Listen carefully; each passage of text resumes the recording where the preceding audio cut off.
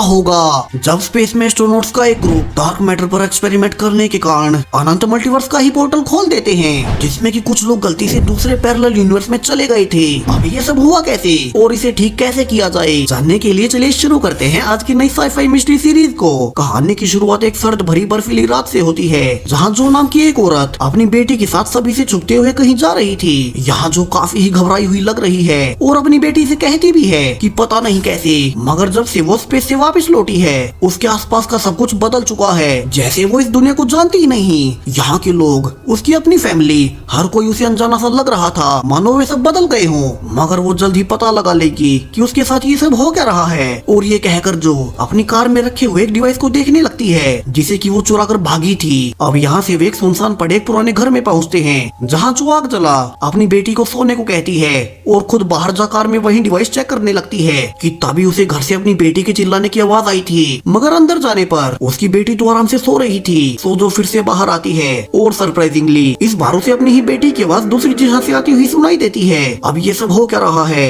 कहानी इस रात के 5 हफ्ते पहले के समय से दिखाई जाती है, जब जो अपने साथी एस्ट्रोनॉट्स के साथ इंटरनेशनल स्पेस स्टेशन पर अपनी ड्यूटी पर थी, जहाँ पृथ्वी से जो की बेटी एलिस और उसका पति मैग्नस उससे वीडियो कॉल पर बातें कर रहे थे। तो वहीं इसी वक्त उनके स्टेशन पर एक बड़ा एक्सपेरिमेंट भी चल रहा था, जिसे कि मिशन कमांडर पोल कंडक्ट कर रहे हैं, और उसे पृथ्वी से उनके हेड हेनरी उन्हें इंस्ट्रक्शन दे रहे थे कि उनके लिए ये एक्सपेरिमेंट कितना ज्यादा जरूरी है। दरअसल वैज्ञानिकों ने एक नया सेल डिवाइस बना लिया था, जिसे कि वे डार्क मैटर पर एक्सपेरिमेंट कर ये पता करने की कोशिश कर रहे थे कि हमारे ब्रह्मांड में इस डार्क मैटर का रहस्य क्या है। और आज पोल ने जब एक्सपेरिमेंट के लिए कैल डिवाइस को शुरू किया ही था कि उनके स्टेशन पर एक बड़ा धमाका होता है, मानो कोई अनजान चीज उनके स्टेशन से आकर टकराई हो और उनका कम्युनिकेशन तुरंत ही पृथ्वी के नासा बेस से टूट चुका था। तो वहीं पूरा ही स्टेशन इस टक्कर से पूरी तरह से डैमेज हो चुका है, जिससे कि स्टेशन में जो एस्केप शटल भी थे उनमें से एक तो सुरक्षित था, मगर दूसरा काम नहीं कर रहा था। तो वहीं कमांडर पोल भी इस दौरान बुरी तरह से घायल हो गया। यहाँ नीचे हेनरी ऊपर मैसेज भिजवाता है कि चाहे जो भी हो, क्रू मेंबर्स को वो सेल डिवाइस सेफ और सुरक्षित रखना है, क्योंकि एक वही डिवाइस है जो कि डार्क मैटर के रहस्य को सुलझा सकता है। जहाँ स्पेस में जो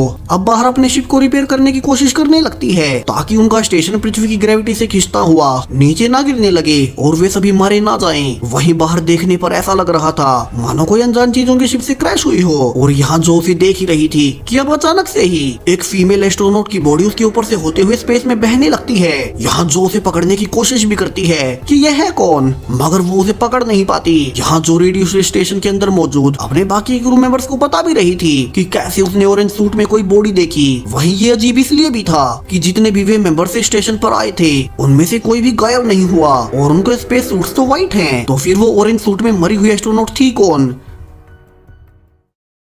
यहाँ कम्युनिकेशन फिर से जुड़ने पर जो नीचे बेस पर सभी को यही सब बताती है, मगर अभी तो उनके सामने से भी बड़ी प्रॉब्लम थी, जहाँ उनका कमांडर पोल अपने जख्मों से मारा गया था और स्पेस स्टेशन और भी ज्यादा देर तक सरवाइव नहीं कर पाएगा, क्योंकि यहाँ की ऑक्सीजन उस टक्कर से लीक हो रही थी। तो बेस से उन्हें कहा जाता है कि बचे हुए क्रू मेंबर्स जल्दी से एस्केप पोड लेकर पृथ्वी पर वापस लौट आए। मगर यहाँ एक और दिक्कत थी, जहाँ ऊपर 4 एस्ट्रोनॉट मौजूद थे और एक एस्केप पोड में सिर्फ 3 ही लोग आ सकते हैं। वहीं दूसरा पोड तो ऑलरेडी डैमेज हो चुका था। सो जो यहाँ से सीनियर होने के नाते फैसला करती है कि बाकी के तीनों मेंबर्स एक बचा हुआ पोड लेकर नीचे चले जाएं, और वो तब तक दूसरे पोड को रिपेयर करने की कोशिश करेगी और बाद में नीचे आ जाएगी। वहीं वो बाकियों के जाने से पहले उन्हें ऑरेंज सूट वाली बॉडी की ड्राइंग बना नीचे भेज देती है, जो कि उसने स्पेस में देखी थी, ताकि वे इसके बारे में और ज्यादा छानबीन कर सके। जहाँ गवर्नमेंट सेक्रेटरी आयरिन हेनरी से कहती भी है कि उन्हें उस डिवाइस कैल को स्पेस स्टेशन में ही छोड़ना होगा, क्योंकि उन्हें कोई मीटियोराइट डिटेक्ट नहीं किया था जो कि स्पेस स्टेशन से टकराया हो। और इसका एक ही मतलब है कि जो एक्सपेरिमेंट वे कैल डिवाइस से कर रहे थे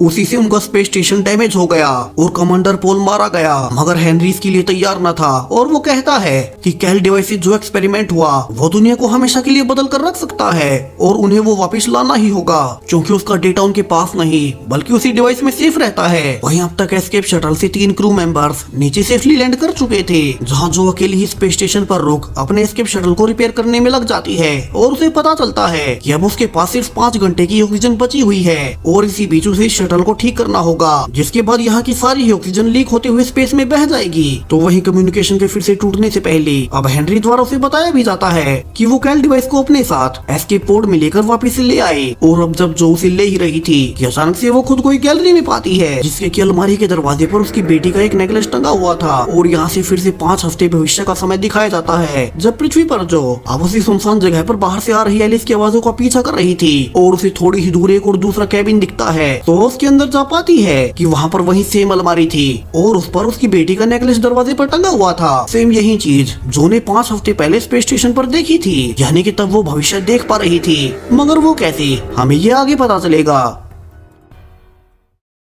यहाँ जो जल्दी से दरवाजा खोलती है, जिसमें कि सरप्राइजिंगली उसकी बेटी एलिस ही थी, जो कि अब जो से पूछे जा रही थी कि उसकी माँ इतने दिनों से कहाँ थी। अब सब कुछ काफी ही कंफ्यूजिंग है। पहला तो जो ने एलिस को दूसरे कैबिन में नीचे सुलाया हुआ था, तो ये दूसरी एलिस कहाँ से आई, सब कुछ धीरे धीरे रिवील होने वाला है। अब जो जल्दी से अपनी बेटी को ठंड से बचाने के लिए फिर से अपने पहले वाले कैबिन में आती है और उसे गर्म पानी में नहलाने लगती है। मगर अब सरप्राइजिंगली उसे एलिस अपने पहले वाले बेड पर सोती हुई दिखाई देती है, जहाँ उसने उसे शुरू में सुलाया था। तो वो दूसरी एलिस कौन थी जो से अलमारी में मिली, जो वापिस से भागकर बाथरूम में जाती है। मगर अब वहाँ कोई नहीं था। अब यहाँ से कहानी फिर से 5 हफ्ते पहले वाले समय में जाती है, जहाँ जो एस्केप शटल को रिपेयर करने में लगी हुई थी और अब तो उसके पास समय भी काफी ही कम बचा था, जहाँ उसे पोल की डेड बॉडी और कैल डिवाइस को ले जा नीचे पृथ्वी पर लैंड करना था। वहीं नीचे भी हेनरी और आयरीन जो कि शटल की लैंडिंग की तैयारियों में बिजी थे, जहाँ ऊपर जब जो एस्केप पोड में मृत पोल की बॉडी रखी रही थी कि उसे स्टेशन से अजीब सी आवाजें आने लगती है, जैसे कि उसके अलावा और भी कोई स्टेशन पर मौजूद हो।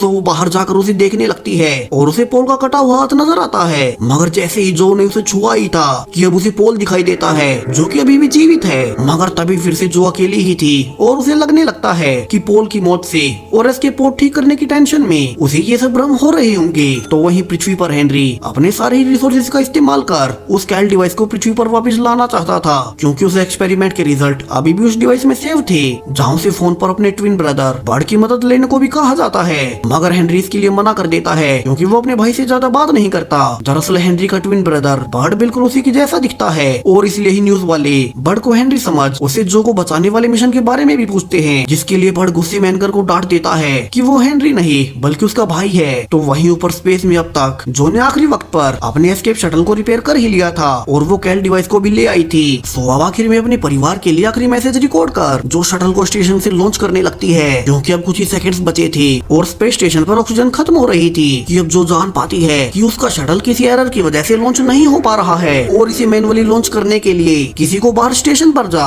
कंट्रोल रूम से कमांड देनी होगी, जो कि जो कर नहीं सकती। यानी कि अब उसका मरना तय था।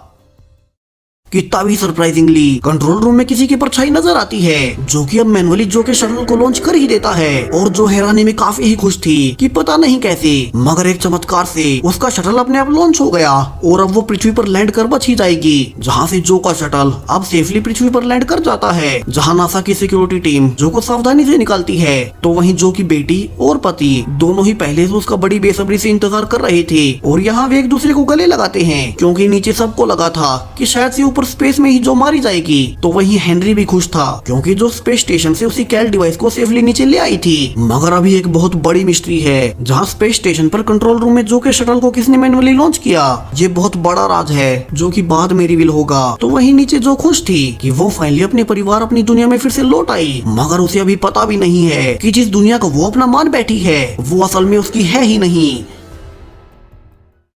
वही हेनरी जल्दी से उसी स्पेस में किए कैल डिवाइस के एक्सपेरिमेंट रिजल्ट्स को देखने लगता है, जिसमें ब्रह्मांड में फैले डार्क मैटर पर रिसर्च थी। और यहाँ से कहानी फिर से 4 हफ्ते बाद वाली रात पर शिफ्ट होती है, जहाँ जो बड़ी ही हैरानी में अपनी बेटी एलिस से पूछती है कि उसने तो उसे बाथरूम में नहलाने के लिए बैठाया था, जहाँ नन्ही एलिस कहती है कि मगर वो तो आते ही सो गई, और वैसे भी जब से उसकी माँ स्पेस स्टेशन से वापस आई है तो वो इतना बदल क्यों गई। अब ये सुनने के बाद तो जो भागकर अब उसी कैल डिवाइस को लेने जाती है और कहती है कि उसे दूसरी एलिस को अभी ढूंढना ही होगा, और वो इस एलिस के साथ वहीं दूसरे कैबिन वाली दिशा में जाने लगती है। तो वहीं पास्ट में जो स्पेस से सेफली वापस लौटने के बाद प्रेस कॉन्फ्रेंस करती है और पोल की स्टेशन पर हुई मौत के बाद उसकी पत्नी को सांत्वना देती है। मगर अब सरप्राइजिंगली जो को ये बताया जाता है कि जो नाम वो पोल की पत्नी का बता रही थी वो पूरी तरह से गलत है, लेकिन जो को तो पक्के से याद था कि ये नाम उसे पोल ने ही खुद से ही बताया था, तो ये गलत कैसे हो सकता है। तो वहीं हेनरी अभी तक भी कैल डिवाइस के डेटा को रीड करने की कोशिश कर रहा था, जो कि काफी वियर्ड था। जहां नासा में अभी स्पेस स्टेशन पर हुए उस हादसे की जांच शुरू होती है कि स्टेशन पर वो धमाका अचानक से कैसे हुआ था, और वो स्टेशन के सारे ही सीसीटीवी फुटेज को खंगालने लगते हैं। मगर जब जो उन्हें बताती है कि उसने क्वारंटाइन सूट में किसी मरी हुई फीमेल एस्ट्रोनॉट एस्ट्रोनॉट को देखा था तो उसकी बातों का कोई भी भरोसा नहीं करता, क्योंकि ना तो उन्हें किसी फुटेज में वो मरी हुई एस्ट्रोनॉट नजर आई और वैसे भी उनके पास ऐसे किसी भी एस्ट्रोनॉट का पिछले 50 सालों का डेटा नहीं था जिसमें कि कोई एस्ट्रोनॉट स्पेस में गायब हुआ हो या वो मारा ही गया हो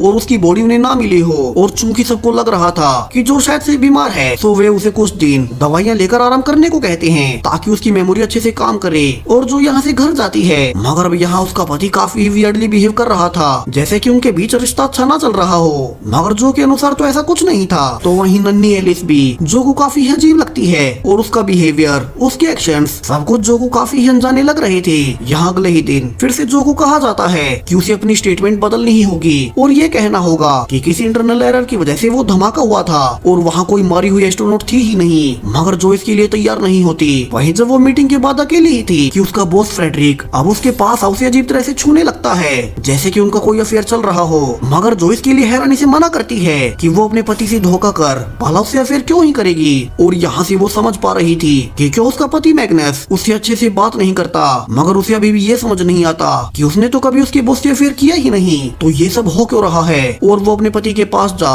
उसे बहुत प्यार करने का कहती है, जहाँ से दोनों इंटीमेट होते हैं। तो वहीं हेनरी को कैल डिवाइस की रीडिंग से बेहद ही चौंकाने वाली बात पता चली थी कि एक हमारा ही यूनिवर्स नहीं है बल्कि हमारे जैसे और भी यूनिवर्सेस हैं जिनमें हमारे ही अलग अलग वर्जन्स रहते हैं, यानी कि हम मल्टीवर्स का एक छोटा सा हिस्सा पर हैं।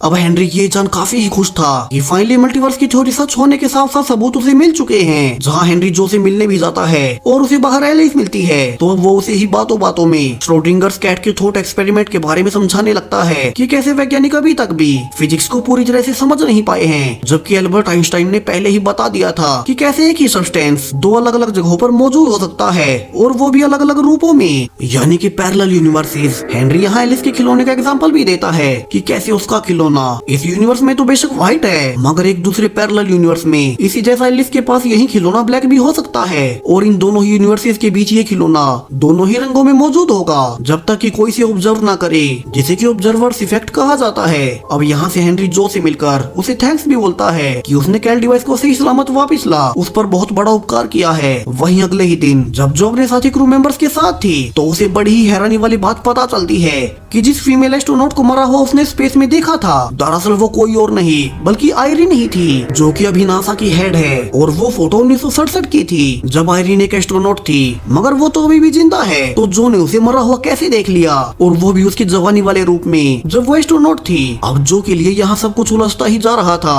वहीं जब जो अपने साथियों के साथ कमांडर पोल की कब्र पर फूल चढ़ाने भी जाती है तो जो को फिर से पोल जिंदा दिखाई देता है और जो डर जाती है, जहाँ तो उसे खुद भी लगने लगा था कि कहीं वो सच में ही तो भ्रम में नहीं फंस रही, और इसीलिए ही वो कमीशन के पास जा उनकी सारी ही बातें मान लेती है। और जो उसने स्पेस में यंग आयरन की लाश देखी थी वो उसे उसका भ्रम होने की गवाही देती है, जहाँ जो को लग रहा था कि फाइनली वो रिलैक्स कर अपनी फैमिली के साथ अच्छे से रह पाएगी। मगर जब वो उनके साथ अपने पुराने जर्मनी वाले घर में जाती है तो उसे फिर से काफी कुछ पहले से अलग लगने लगता है, जैसे कि अब उनके पास ब्लू कार है, जबकि जो को तो अच्छे से याद था कि उनके पास रेड कार थी। यही नहीं, अगले कुछ दिन जो वे यहाँ बिताते हैं तो जो जान पाती है कि उसका पति पिछले कुछ समय से उसे डिवोर्स देने की सोच रहा था, क्योंकि उसे जो के उसके बॉस फ्रेडरिक से अफेयर का पता चल चुका था। मगर स्पेस से आते ही जो बदल गई और उसने डिवोर्स देने का फैसला टाल दिया। इसके अलावा जो के रूम में एक पियानो भी है, मगर जो को तो कभी पियानो में इंटरेस्ट था ही नहीं। वहीं नन्ही एलिस जो की स्वीडिश भाषा समझ नहीं पाती, जबकि जो को तो अच्छे से याद था कि दोनों ही माँ बेटी ने एक साथ मिलकर स्वीडिश भाषा बोलनी सीखी थी। अब जो के साथ ये सब क्यों हो रहा है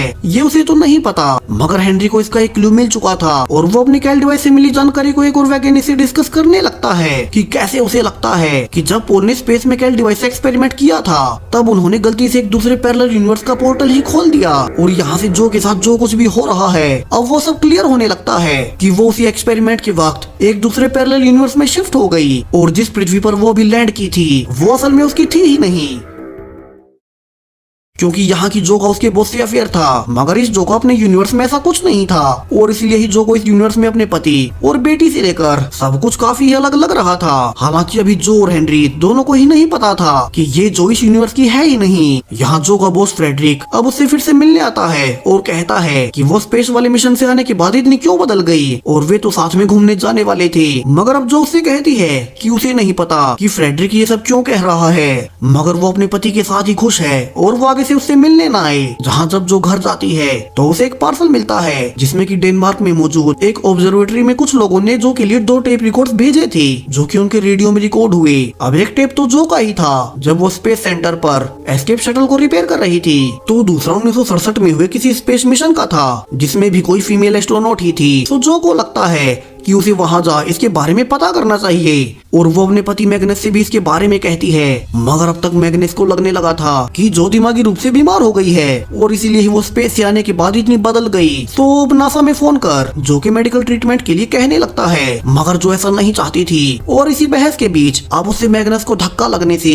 वो वहीं बेहोश हो जाता है और यहाँ से जो फैसला करती है कि जो कुछ भी अजीब उसके साथ हो रहा है वो उसके बारे में पता लगाएगी। तो वो बेहोश मैग्नस को वहीं छोड़ अपनी बेटी एलिस के साथ जाने लगती है और रास्ते में लैब में रुक अब उसने उसी कैल डिवाइस को भी चुरा लिया था क्योंकि उसे पक्के से यकीन था कि ये सब उसके साथ इसी डिवाइस की वजह से हो रहा है जो एक्सपेरिमेंट उन्होंने इसके ऊपर स्पेस में किया था। तो वहीं जो को भी अब लगने लगा था कि ये उसका यूनिवर्स नहीं है। मगर चूंकि जो इस यूनिवर्स की नहीं है तो उसके यूनिवर्स में क्या हुआ होगा। उसके यूनिवर्स के स्पेस स्टेशन में उस दिन घटना यहाँ से बिल्कुल अलग हुई थी। अब वो क्या, बड़े बड़े ट्विस्ट से भरी इससे आगे की कहानी को जानिए इस जबरदस्त सीरीज के दूसरे पार्ट में। तो चैनल को अभी सब्सक्राइब करें इस सीरीज के आने वाले पार्ट और ऐसी ही और भी सीरीज के लिए। Thank you.